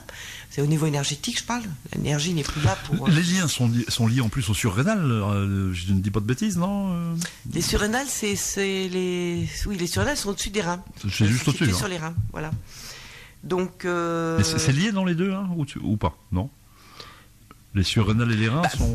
Les surrénales, les reins, c'est un organe, les surrénales, c'est une glande endocrine. D'accord. Là où il y a les hormones, les fameuses hormones d'ailleurs, on en a parlé souvent, du système nerveux lymphatique, l'action, adrénaline plus cortisol. Bon, donc il va y avoir un rôle aussi au niveau des reins par rapport à son fonctionnement. Oui, on est bien d'accord. Oui. Hein, donc, quand on a les reins fatigués, eh bien, nos émotions aussi jouent. Et comme l'émotion principale du rein, c'est la peur, l'anxiété. Tu vois, on avait dit de la colère plein de fois. Bon, les reins, c'est la peur et l'anxiété. Peur et anxiété pour les reins. Et c'est vrai que dans l'imagerie populaire, les expressions, par exemple, t'as les reins solides, etc. C'est vrai que ça renvoie toujours à la résistance, effectivement, à la résistance dans le temps, si tu veux, effectivement, l'endurance, le rein. Le rein est lié un petit peu à ça, avoir un bon coup de rein, avoir les reins solides. De la volonté. De la volonté, ouais. Voilà. Ouais. Donc on a souvent, en excès, par contre, pour avoir des excès d'énergie du rein. Les excès d'énergie du rein, on prend trop de risques, justement. Par contre, quand il y a une baisse d'énergie du rein, quand ils sont fatigués, c'est justement manque d'envie, manque de volonté, manque d'enthousiasme, manque de faire des projets. Ça peut aller jusqu'aux idées morbides et de suicide. Donc c'est important quand même. Hein. Le sexe qui diminue, l'anxiété, enfin, il y a un découragement, quoi. Ça provoque du découragement. Donc. Puis quand vous faites pipi bien jaune, vous avez l'or du rein, ça c'est bien. C'est de l'or liquide. Non, c'est pas vrai. Et c'est vrai que de toute façon, tout ça c'est lié au stress. Encore une fois. Forcément. Le fameux stress. Oui. Quand on voit que ça joue sur l'émission, oui, quand on est stressé, on a plus envie de faire pipi, hein. Je sais pas si vous avez remarqué ça. Tout à fait. Moi, je me souviens le bac. Quand j'ai passé mon bac, j'arrêtais pas. Toutes les minutes, j'avais envie d'aller au pipi room. Oui. Bon, tout ce qui est histoire de stérilité, fertilité, les règles douloureuses, les problèmes, tout ça, ça touche le système endocrinien. Et puis, on s'aperçoit aussi qu'on en a drôlement besoin des reins. C'est que quand ça marche mal, t'es obligé de faire des dialyses. Voilà. Ah oui, les reins, c'est très important, c'est sûr. Voilà. Donc, finalement, je me disais, pourquoi pas parler un peu des reins, puisqu'on est en plein cœur de l'hiver. Et qu'est-ce qu'on peut faire pour chouchouter nos reins? Alors, qu'est-ce qu'on peut faire? Surtout que l'hiver, souvent les gens disent, oh là là, je suis découragé, j'ai pas envie. C'est vrai que c'est pas la période pour faire vraiment des projets. Les préparer, oui, mais se lancer dans des exploits ou c'est peut-être pas la bonne période. On va attendre le printemps. Et non, parce que On va attendre le effectivement, printemps. toi, comme tu es très calqué sur la nature, effectivement, il faut suivre la nature. Oui. C'est vrai que tout est en sommeil en hiver. Hein. Ben oui, comme la Tout est- nature, voilà. c'est-à-dire que on a besoin de chaleur, on a besoin d'être cocooné. On peut préparer le printemps, c'est-à-dire on peut préparer un projet, mais c'est pas le moment de se lancer à fond dedans, c'est clair. Hein. Ouais. C'est pas la période de l'hiver. On va faire ça au printemps. Et les reins, eux, ils ont besoin, comme tout le monde, de repos. Donc les reins, c'est le calme. Et d'ailleurs, ça rejoint ce que je disais tout à l'heure pour le sommeil. En fait, on va penser à nos reins, on va penser aussi à notre sommeil finalement, parce que les reins adorent le calme, la relaxation, l'obscurité, puisque leur couleur est noire. Pas de performance, pas trop de sollicitations, du silence. C'est la période d'hiver, de repos, où vraiment tout est en train de se reposer pour pouvoir mieux encore se réveiller dans un mois et demi, à peu près 2 mois. Donc au moment du printemps. Ma grand-mère disait pour les reins, il faut prendre du bouillon de soupe. Voilà. Alors, du bouillon. il faut manger. On a plus envie de manger chaud l'hiver. C'est vrai. Oui, Le oui, rein a oui, besoin oui, de oui, chaleur. oui. On va donc prendre des aliments chauds comme la soupe. Soupe. Les aliments qui réchauffent les reins. Donc ça va être Ouais. c'est pas forcément chaud, mais ça va être dans les légumes et les fruits, ça va être par exemple des noix, des fruits rouges, les poires, les pommes, Des Scooby-Doo. tout ce qui est légumineux, notamment les lentilles, les châtaignes, les raisins secs, puisqu'on on a passé la période du raisin frais, mais raisins secs, les haricots verts, le poisson, Des choses légères. Hein. oui, des choses assez légères. Mais non, parce qu'il y a les céréales aussi qu'on peut manger l'hiver pour les Chinois. Notamment le maïs, l'avoine et le blé. Alors ceux qui mangent du gluten, le blé, maïs, avoine. Tu vois, c'est le moment de manger des choses qui réchauffent les reins. Oui, je comprends. Et c'est pour ça que la soupe, c'est important. Les épices. C'est le moment aussi de manger épicé. Ça réchauffe bien, les épices. Hein. L'ail, ça réchauffe bien aussi. Mais tu sais qu'il y a- Le sésame, la graine de sésame ou le sésame en purée il paraît que c'est très très bon pour les reins. Il y Voilà. a une expression d'ancien, mais je suis en train de la rechercher, qui disait justement ça, que ça me réchauffe les reins quand ils mangent une soupe. Je connaissais beaucoup d'anciens qui disaient ça, ça fait du bien aux reins. Et c'est vrai, Oui. tu l'as entendu ça déjà, non? Ouais. Oui, c'est vrai. Mais j'ai observé parce que je faisais pas trop attention à mes reins moi il y a quelques années. Mais en fait, quand on est frileux, quand on n'est pas bien de ça, si on pense à nos reins, si on les réchauffe, si on fait du bien à nos reins, on a beaucoup moins de frilosité en fait. Oui, ça. Parce qu'on a besoin de chaleur l'hiver. Alors on peut sortir parce que la marche est recommandée, mais on se couvre bien. On n'hésite pas à mettre des polaires. Hein. Moi j'ai 3 couches sur moi quand je sors. Mais on met des polaires, quitte à se mettre des ceintures pour ceux qui ont vraiment les reins très fragiles. Bon, après, voilà, on peut faire des petites siestes, on en profite l'hiver. Et c'est drôle, c'est dommage parce que nos sociétés ne permettent pas ça, ce repos l'hiver dans le travail. Tu vois, alors que ça devrait être pris en compte. Ah, Je pense que l'hiver, je. on devrait avoir au moins des petites pauses. Chez les Asiatiques, ils font Bien beaucoup, sûr, ils font bien beaucoup sûr. ça, des pauses. Je crois qu'il y a certaines entreprises qui s'y mettent, mais des petites pauses. Sieste d'un Où quart on peut se boire une d'heure. petite tisane chaude, où on s'allonge 20 minutes. Et il paraît que ça, au niveau de des résultats, Ils sont plus productifs après Oui. quand ils font ça. Ouais, ouais. enfin, Ouais, c'est effectivement, très, ouais. c'est très positif. Donc, alors il y a aussi les bains de pieds chauds parce que les méridiens du rein et de la vessie démarrent du pied, sous les pieds. Donc, c'est agréable un petit bain de pieds chaud le soir. Là, on est fatigué, on n'a pas le moral. Ah, rien que de tel que la chaleur. Un bain de pieds chaud, qu'on va monter la température jusqu'à 39 degrés tranquillement. T'as des petites cuvettes bouillonnantes avec des trucs qui bougent là, qui massent les Bah, plantes de pourquoi pied, pas, c'est super. pas mal ça. Et puis mettre des petites chaussettes chaudes derrière, parce qu'avoir chaud aux pieds, c'est garanti que les reins se portent mieux aussi. Il y a les massages aussi, au niveau des lombaires. Les massages. Oui, alors je disais, bouger un petit peu, randonnée, marche, tranquille. Hein. Là, on ne cherche pas les performances, donc on va être dans quelque chose de tranquille, la nature. Ceux qui font de la musculation, ça va être le soulevé de terre. Ah bah oui. Aussi l'énergie sexuelle qu'il va falloir c'est peut-être pas le moment d'avoir des performances sexuelles pendant l'hiver. Voilà, on se calme un peu. On se calme, ça n'empêche pas d'en avoir, mais cool quoi, tranquille. On préserve donc l'énergie des reins. C'est pour ça d'ailleurs qu'il y a beaucoup moins d'enfants vierges dans le zodiaque, parce qu'ils sont plus calmes l'hiver. Il y a moins de pratique. Bon, tu sais que c'est vrai que c'est au printemps que ça revient. Hein, donc, ça vaudrait le coup de faire des et statistiques. sinon, on va boire beaucoup. Oui. Alors, je veux revenir à ce que tu disais tout à l'heure. Chaque fois que tu me dis combien il faut boire, parce qu'effectivement, ça dépend de la taille, du poids. Il faut boire tout le long de la journée, c'est sûr, par petites gorgées. Ah d'accord. Comme ça, on retient. Mais si on boit 2 verres d'un coup, les reins vont tout rejeter d'un coup. Il n'y aura pas le temps de faire un bon travail. Ça ne profite pas. Alors, si on boit lentement toute la journée, par petites gorgées, tout le long, comme là, je fais...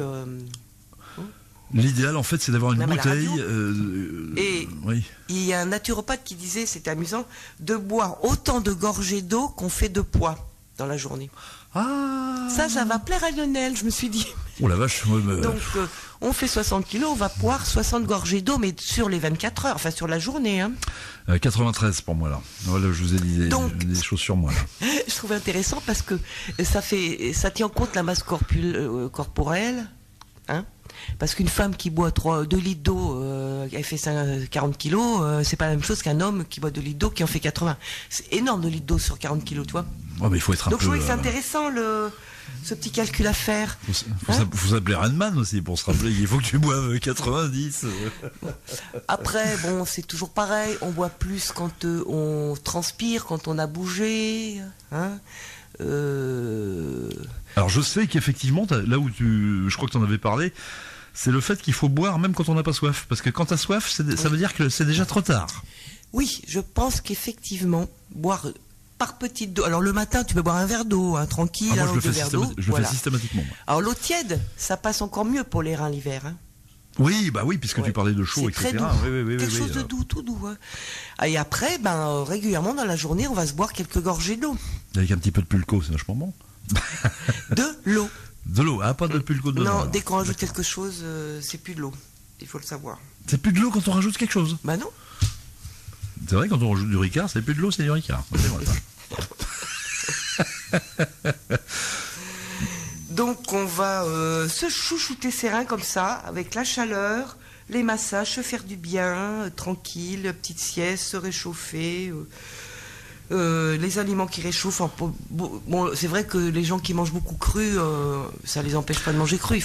Mais c'est peut-être pas là qu'il faudrait commencer à manger plus cru l'hiver, en fait. Si on veut faire l'expérience de manger plus cru, ça serait attendre quand même au printemps, je pense. Par contre, on peut manger cru, mais moi je le sors du réfrigérateur. Hein. Je mange jamais des choses qui sortent du réfrigérateur cru. Oui, parce que c'est froid. C'est très, alors froid. qu'on le mange à la température ambiante, d'ailleurs le goût est meilleur, je trouve, parce que le froid enlève un petit peu du goût dans la bouche, je trouve. Et puis il y a moins de choc thermique, surtout l'hiver. Ah oui, il faut éviter les choses. Parce que l'hiver, voilà, on est tout en douceur avec soi. Mais c'est vrai, en filigrane, dans ton message, je t'écoute attentivement depuis tout à l'heure, comme toujours d'ailleurs. J'entends le mot spa. Je sens que tu as envie de te faire un spa, toi. Oui, c'est l'occasion peut-être d'aller se faire un petit sauna, excellent pour aider le corps à nettoyer aussi. Oui. Ouais, parce que ça sonne en filigrane, toi. Les bains bouillonnants, sauna, jacuzzi, c'est l'eau, tout ce qui est eau. Les reins adorent tout ce qui est eau. Les douches bien chaudes, le bain chaud, etc. Tout ce qui permet dès qu'on n'est pas bien, dès qu'on se sent découragé, qu'on est un peu fatigué, voilà, la chaleur, ça fait du bien. L'idéal, si vous êtes motivé, parce que c'est l'hiver, c'est une douche chaude. Vous commencez avec 3 minutes bien chaud et après vous faites froid, mais pas trop. Et là, la différence, faut pas que ça soit, comme tu dis, un trop grand choc thermique, mais ça fait du bien, ça rebooste l'organisme. Alors ça, c'est autre chose. Tu parles de la douche froide. Après le chaud. Oui. Douche écossaise. Après, ça dépend. Moi, je parle des gens qui ont les reins fatigués. Donc, des gens là qui sont... bof, j'ai pas envie aujourd'hui. Non, j'ai pas le moral. Vraiment, j'ai pas le moral. Là, c'est peut-être trop demandé d'aller faire des douches froides. Oui, parce que la douche froide, faut le sentir. Moi, j'en fais des douches froides. Mais pas tous les jours. Hein, parce qu'il y a des fois, non, j'ai envie de douceur. Mais tu vois, le chaud... tranquille, quoi, la petite douche chaude. Un petit chocolat chaud après, hein. Oui, bon, alors après, si on le sent, on fait du froid, pourquoi pas. Mais oui, voilà, les petites tisanes bien chaudes. Petit chocolat chaud, je vois bien comme ça. Ouais. Dans les tisanes, il va y avoir de l'ortie. Avec une petite pâtisserie au citron. Comme ça. Je sors du cadre, là. Non, bon, prends, si tu veux, Lionel. Mais bon, les reins n'aiment pas le sucre. Parce que, non, c'est plutôt le salé, les reins. Avec parcimonie, hein. Oui. Donc, ce qu'on peut faire aussi, c'est boire un peu d'eau de mer. Alors ça, j'avoue que je ne l'ai pas fait très souvent, ça, Oui, boire de l'eau de mer. on a de l'eau de mer à disposition là. Ça s'achète 30 euros le litre dans le commerce. L'eau de mer. Ça compte quand tu bois la tasse Oui, buvez la tasse, c'est bien. Moi, je préfère la contrôler, la tasse. Je préfère la contrôler. Donc, ce que je fais, mais si ça intéresse les gens, je sais pas, les personnes qui m'écoutent, je vais chercher l'eau de mer dans une bouteille d'eau, Oui. de verre, pas du plastique. Oui, parce que le plastique... Et je sale mes salades ou avec de l'eau de mer. Ouais, puis elle fait des courses de petits crabes sur sa table. Et ça donne... Mais tu rigoles, mais l'eau de mer, c'est un produit excellent. Excellent pour une minéraliser. Elle a tous les minéraux, l'eau de mer. Oui, je sais que... Voilà, et c'est pour ça qu'on conseille aussi des bains de pieds salés, tu vois, avec avec du sel de mer non raffiné, parce qu'on retrouve tous les minéraux. Mais nous, puisqu'on a la mer à côté, pourquoi pas alors en boire un petit peu tous les jours, boire un petit peu d'eau de mer tous les jours. Alors on peut la prendre hypertonique ou isotonique. Hypertonique, c'est qu'on ne la dilue pas. Isotonique, on va la diluer une moitié avec de l'eau. Mais ça fait pas de mal, 1 ou 2 gorgées par jour d'eau de mer. C'est extra. La preuve, pourquoi les jeux se sentent bien aussi l'été. Quand tu vas te baigner dans l'eau de mer, tu prends un bain de sels minéraux. Ah bah carrément. Et c'est très alcalin, ouais. ça alcanalise tout le corps. Plus le soleil, c'est pour ça qu'on se sent bien l'été. 100%. Moi, je sais que mon père, quand il faisait ces fameuses matelotes, alors les gens du cru connaissent très très bien le terme matelote et bogno, etc. C'est-à-dire que c'est ragoût de poisson en fait, hein, avec des bonnes petites pommes de terre, des oignons, etc. Vous faites revenir ça dans l'huile, vos patates, ensuite vous cuisez vos roussettes. Donc mon père faisait ça à l'eau de mer. C'est ragoût de poisson. Oui. Bah, tout Mettez à fait, de l'eau de mer. il avait raison. Bon, après, ça demande des quantités énormes dès qu'on fait un bouillon, mais il suffit de boire un petit peu, pas énorme, 1 ou 2 gorgées d'eau par jour, ou dilué dans l'eau ou pas, c'est pas grave. Même on se promène, moi ça m'arrive de boire directement. Les algues aussi, ça fait, c'est bon, hein. Alors les algues, je sais que c'est très très les bon. reins aiment bien, celle-là, c'est celle naturelle. C'est à petite dose, bien sûr. À petite dose, oui. Très très chargé en sels minéraux, ça reminéralise et c'est bien sûr ça lutte contre la fatigue du coup. Hein.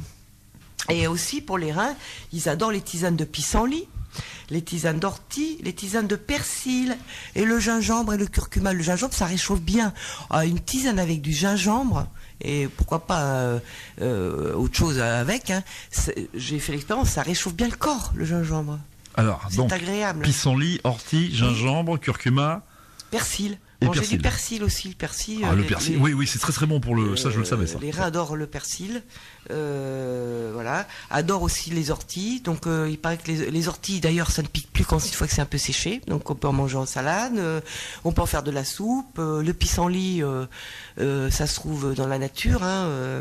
On peut manger les tiges. Moi, je mange les tiges quand je peux brûler, quand j'en vois. Mais sinon, on peut faire des salades avec les feuilles. Tant qu'on les mange pas par la racine, là, ça veut dire qu'on est en bonne santé. Mais tout est bon dans le pissenlit, racines, tiges et feuilles. Enfin, voilà. Ça, c'est ce qu'aime le rein. Voilà. Voilà, donc super. Bon, on a appris plein de choses sur le rein. Donc, le petit chien il s'impatiente là. Et après, je vais donc terminer. Vas-y. Après la pause, sur la découverte d'un outil merveilleux pour l'hiver, notamment, c'est la bouillotte. La fameuse bouillotte qui va donc dans le prolongement de ce que tu disais sur le rein. Effectivement. Ami jeune, tu veux nous envoyer un SMS? Bah tu prends ton index. Mais si, tu sais, le gros doigt à côté du pouce.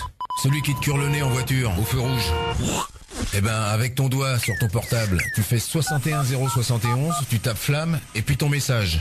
Voilà, maintenant, tu sais envoyer un SMS. Pense à le noter sur ton CV, par les temps qui courent. Ça peut être utile, tu sais, ami jeune.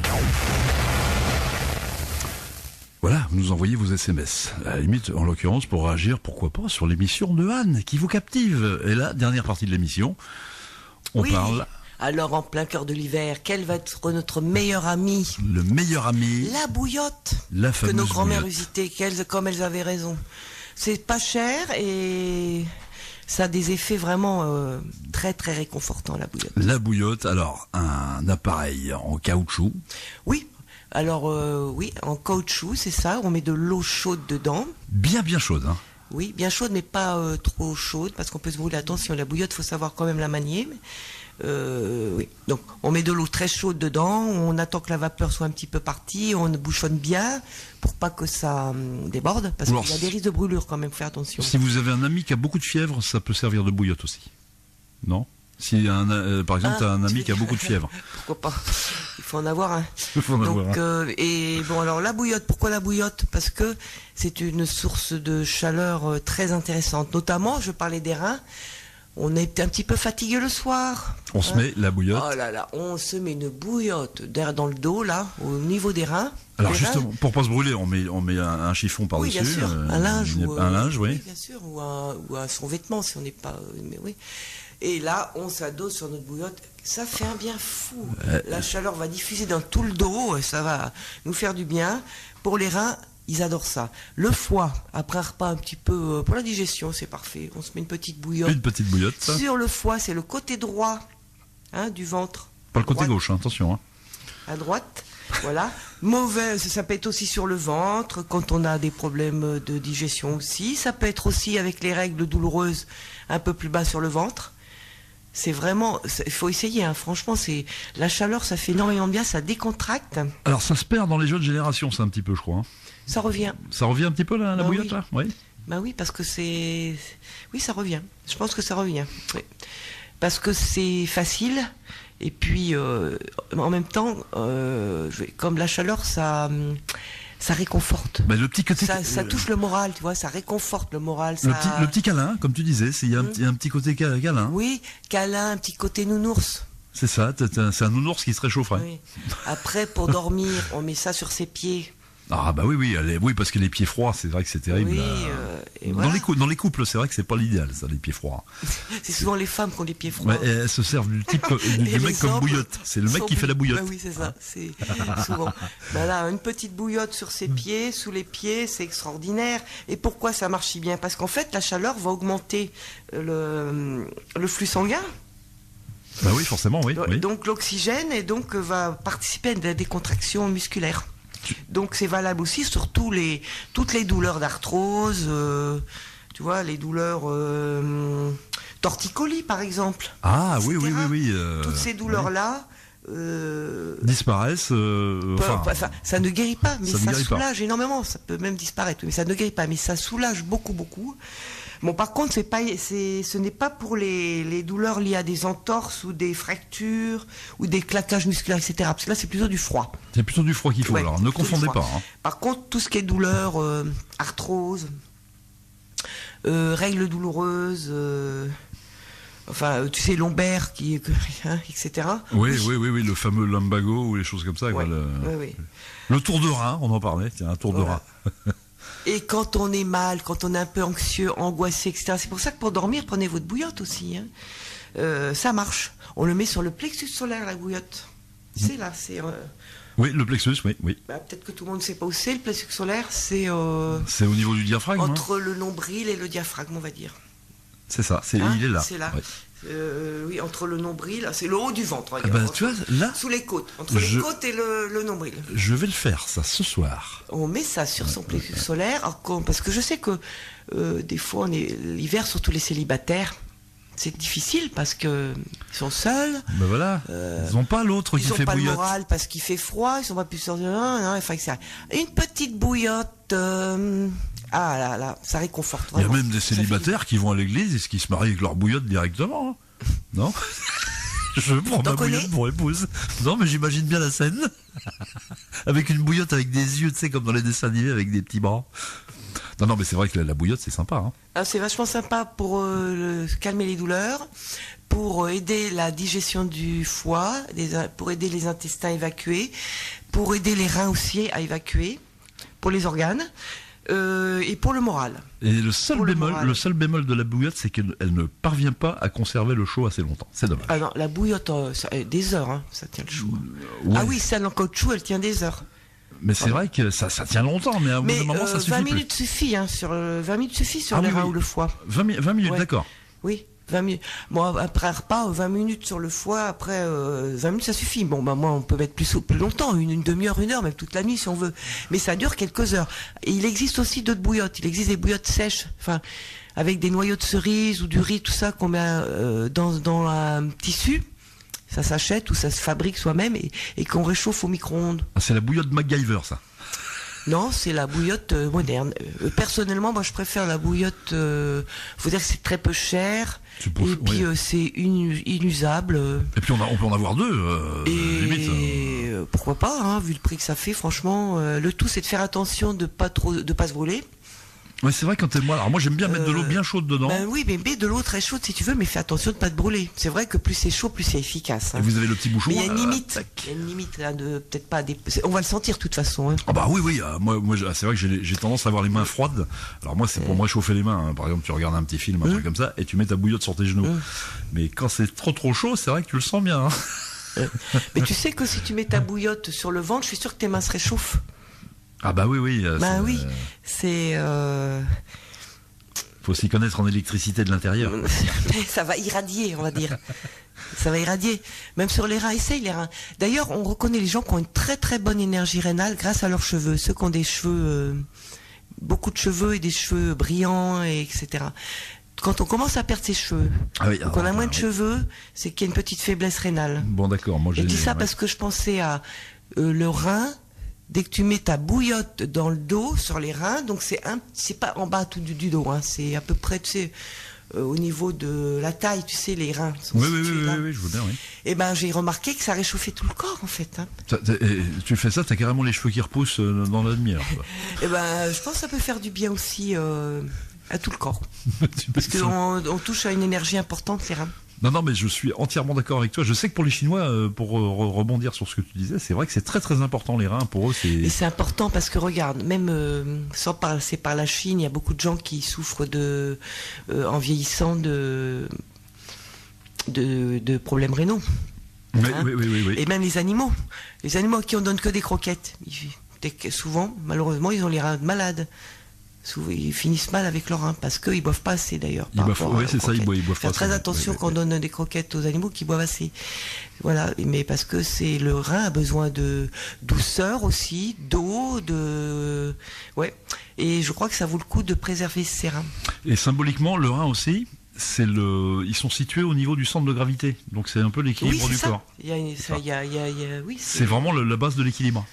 D'abord symboliquement et puis équilibre tout ce qui est eau, puisque le corps est composé à 70% d'eau, hein, donc eau plus équilibre. Et les reins c'est l'eau. Enfin, c'est ce qui permet toute cette circulation fluidique à l'intérieur de nous. Or, comme on sait en plus que l'eau est sensible à nos émotions. C'est pour ça que, regardez, en plus, oui. Sinon... Et tiens, une parenthèse là-dessus, et t'as raison d'en parler, c'est très très bien. J'ai regardé un documentaire sur YouTube et ils expliquaient justement alors c'était un documentaire un peu très métaphysique sur la magie de la vie. Mais alors ça partait avec des bases scientifiques. Donc ils sont partis de l'eau. Et dans ce documentaire, on vous expliquait que projeter des sentiments, c'est-à-dire même dans des contextes où l'eau, par exemple, vous la prenez dans plus ou moins accroupie, etc. Et on s'aperçoit que les molécules d'eau n'ont pas la même forme suivant qu'elles sont dans un environnement qui baigne dans des bons sentiments. Alors vous me direz, ça peut paraître métaphysique, mais c'est vrai. C'est vérifiable au niveau du microscope électronique. Et vous regardez, les molécules d'eau n'ont pas du tout la même forme. Et par exemple, une eau qui baigne dans un environnement harmonieux, eh bien, elle a des merveilleux cristaux. Enfin, la molécule est vachement belle. Donc, conclusion, et c'est là où je voudrais rebondir sur ce que tu viens de dire, c'est que on est composé d'eau. Si on a des bonnes pensées, exact. Avec vos pensées, vous agissez. Ça peut paraître con, mais vous agissez sur vos molécules d'eau et vous leur donnez des belles formes. On agit sur tous les systèmes puisque c'est rempli d'eau. Donc c'est sûr, voilà. Et ça fait réfléchir quand on dit ça. C'est très important, hein, je veux dire, pour éviter ce fameux stress oxydatif. C'est faire attention à nos pensées et. Voilà, mais comme le mental est compliqué, c'est pour ça que je préconise toujours des moments de calme, de marche, etc., pour le calmer, etc., tu vois, pour le faire prendre du recul avec cette anxiété là, cette peur, et c'est les reins, hein, l'anxiété, la peur. Oui, c'est les reins. Et t'as raison, c'est vrai que plus on a de belles pensées, et plus notre corps va bien aussi. C'est-à-dire, on transmute. Vous connaissez l'alchimie, vous en avez entendu parler. Transformer le plomb en or. Ça, c'est effectivement le bêtement, le côté matériel de l'alchimie. Mais l'alchimie, En fait, elle est morale, l'alchimie. Vous prenez Carl Gustav Jung. En fait, la vraie transmutation, comme tu viens de le dire, Anne, elle est mentale. Enfin, elle est mentale, elle est énergétique. C'est-à-dire que c'est nous qui nous transmutons. C'est-à-dire, on cherche l'or qui est en nous, symboliquement, si vous voulez. C'est ce que Anne fait dans toutes ses émissions. Oui, au cœur de soi. Au cœur de soi. C'est vrai qu'on a un pouvoir sur nous-mêmes, un pouvoir sur nous à reprendre. Voilà, pour notre santé, pour notre bien-être, et pour la santé des autres, le bien-être des autres et de la planète. On doit devenir en or. On va se transmuter en or. Bah, tu vois, Anne, ça y est, la transmutation est réussie. Il est juste 16h. Eh bien, je souhaite à tout le monde d'expérimenter la bouillotte. Vraiment, c'est cool la bouillotte. Hein. Ah, ouais, ça vrai doudou, la bouillotte. C'est à vous. T'en as combien T'en as au moins 3. Lionel. Non, des bouillottes, je parlais des bouillottes. En tout cas, merci pour votre écoute. Et puis, portez-vous bien, que le meilleur soit pour vous. Merci. De quoi on parle la semaine prochaine? Non, t'as une idée? Non. Encore. À l'impro? Non, alors ça sera notre petit secret, voilà. Comme ça, vous allez gamberger. Vous allez pouvoir faire des paris. Radio Flamme 90.6 FM. Radioflamme.com